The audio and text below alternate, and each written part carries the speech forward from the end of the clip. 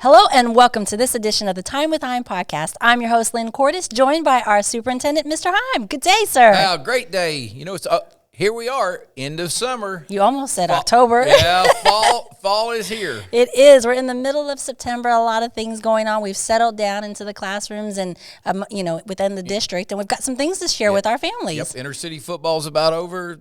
Sports going, volleyball's doing well, softball, we got teams all over. We got a lot of competition. Esports is really growing. It's been an OSSA-approved activity. A lot of great opportunities for students out there. And we have students actually assisting with the FFA and then the State Fair Livestock. They're doing judging and they're showing, so that's all awesome. Taking place. I mean, we just have kids and adults and working together to be active and involved in numerous things. And we have a lot to celebrate and discuss. Let's start first with our COVID update and what it looks like. Yeah, if you remember, you can go on our lawtonps.org, look into the community page. There's a COVID summary. If you look at that and get into the numbers, our numbers are going down. One of the reasons we did the mask mandate is try to effectively move those numbers down. Hopefully we look up in a month or two and the numbers have gone back where they were and we can relax that a little bit, but we'll work on that as we go. We're very excited about that. Very, very positive about how our parents have supported the mandate and our community have. And, hopefully this helps because, again, we want to do everything we can to protect our students and staff. And you can find our numbers again on the website, yes. And we update that at least twice a week, if not daily, as we get that information. Yeah, it depends on how the numbers are. You guys do a great job, but if there's only one or two new ones, you're a little slower. But if we get if you get quite a few numbers in a day, you try to get it on there as quick as possible to keep it very close to accurate. And yes, I appreciate that from my standpoint. I look at it a lot for references into some of the decisions I make. Well, and it helps us when we talk with our community. Another thing that's going on is our free and reduced lunch forms. We're getting ready to send out some stuff. Will you explain why? Well, here's what happened is in the past, the state had an income survey you could use if you already knew if your children or if your students were free and reduced. Well, since the federal government said everybody was free and reduced this year, we started with the income survey. Well, the state decided they wanted to use that same form again, so we're going to send it out to students. Now, here's some of the keys to it.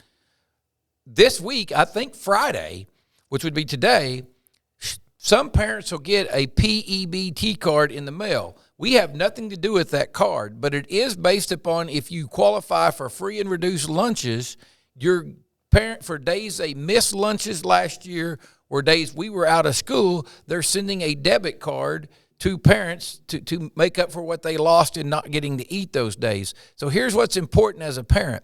Make sure you fill out that because they're telling us they're going to do that again next year. So that data will be calculated all year for the 21-22 school year and for the days the students miss.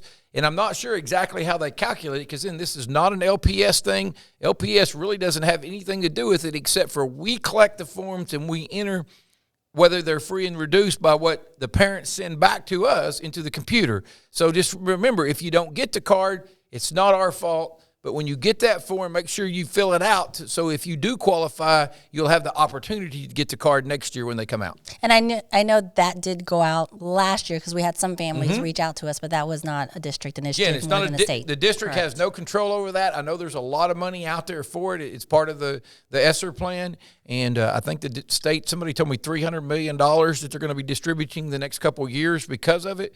So, again, just make sure you fill out the form. We need the form for state aid, for grants. There's numerous things we need that form for. You can put. So please fill those out and get them back to your students and sign them. And they have to have a parent signature, so they're a little bit tougher to do online.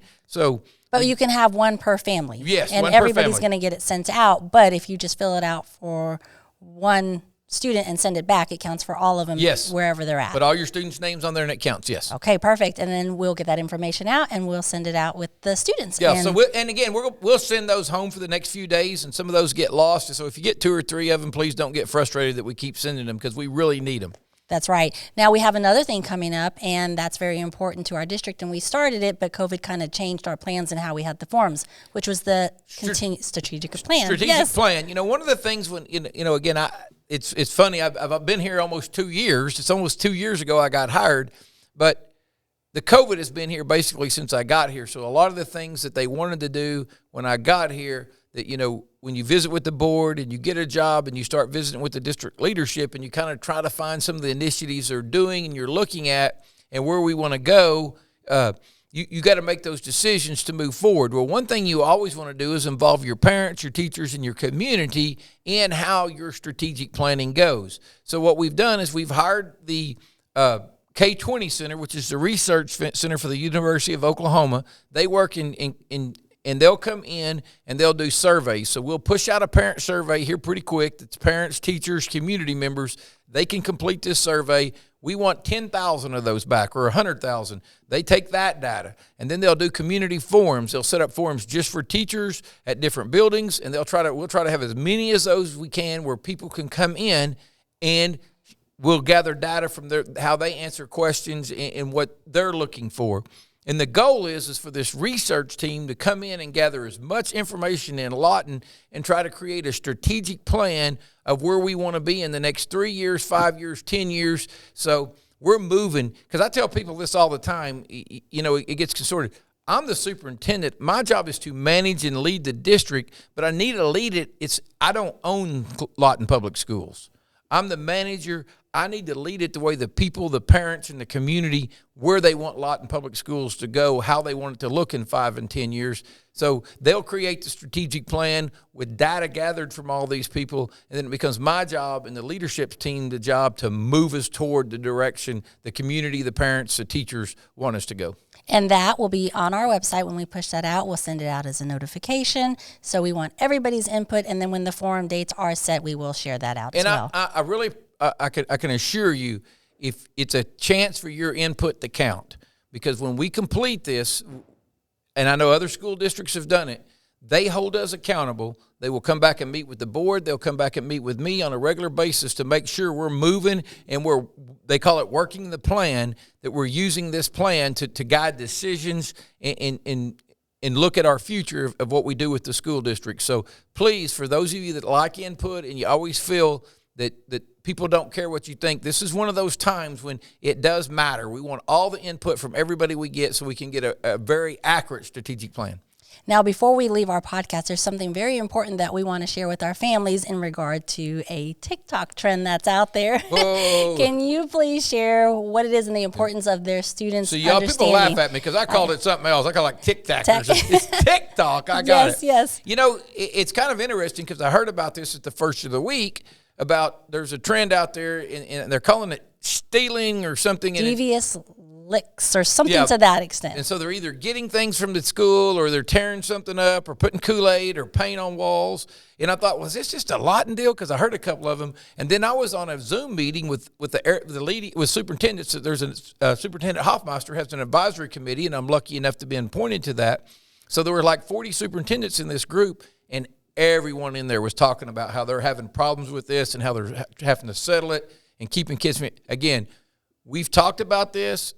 That's a crime. If you steal something, if you do vandalism, it's a crime. So please don't, as students and parents, don't let your children mix up the difference between a prank and a crime, because when you commit a crime, that's something that goes on your record. That's something that carries a severe punishment from the school and can even go into legal problems. So make sure we understand it's a crime, and please don't commit a crime, because it bothers me to think that we'll have students that are good kids, because all of our kids are good kids, who think they're doing something as a prank or to get on TikTok, and again, they commit a crime. And it's destroying the looks of our schools, and there are so many other things going on. And our staff works hard. We're working really hard across the district to really upgrade our schools and make everything better. But again, so hopefully we'll get through this and work together, and Lawton will rise above the rest of the schools across the state and nation that are tied up into this. And that'll go away. Yes. That's it. Mr. Hime, what would you like to celebrate this week? It's really great.